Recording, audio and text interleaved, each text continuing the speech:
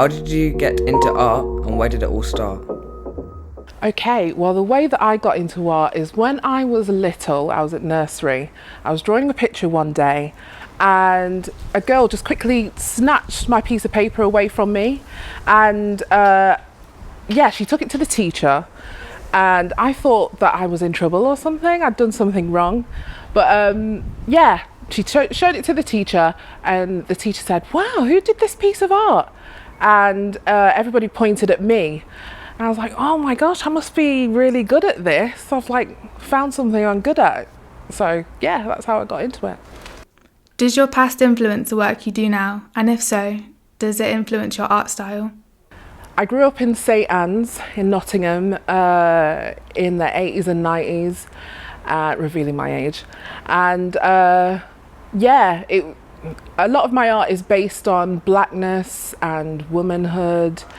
And I just grew up around a lot of black people. It was a Caribbean community then.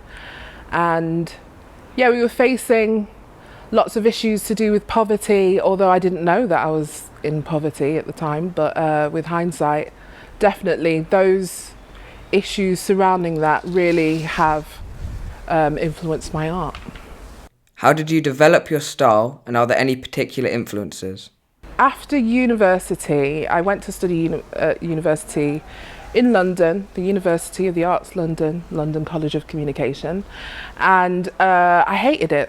I absolutely hated my experience there. They didn't really understand my work. They didn't understand the topics. I did work on natural hair. I've got a piece called Hair Politics. And the teachers just didn't understand the cultural references. They're all middle class, white, mainly male as well.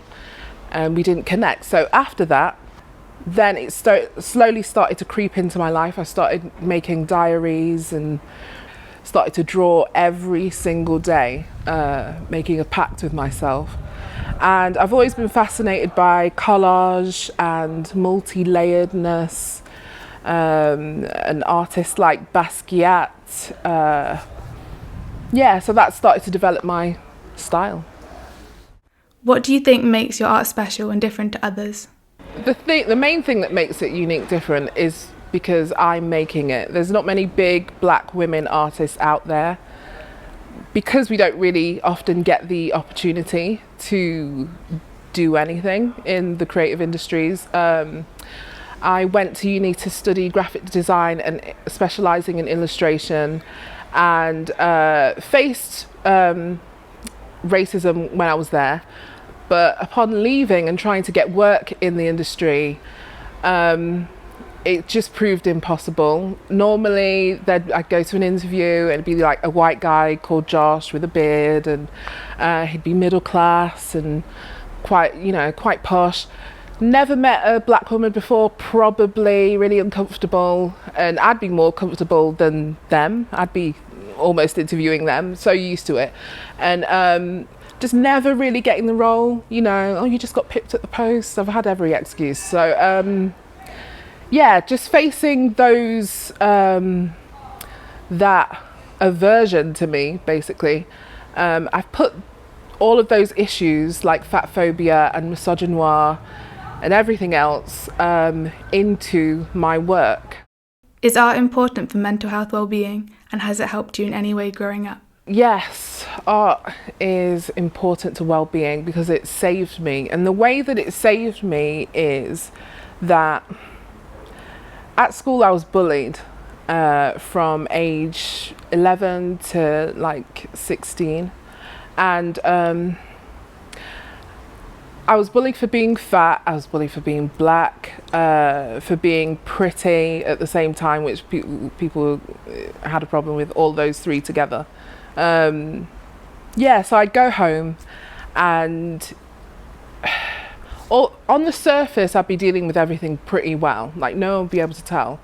But I would just go home and cry and just unwind, and art just helped me just soothe myself. I could lose myself in it. I could create worlds within it for myself and say what I want to say. Same thing with music as well. I see them as intertwined, really. And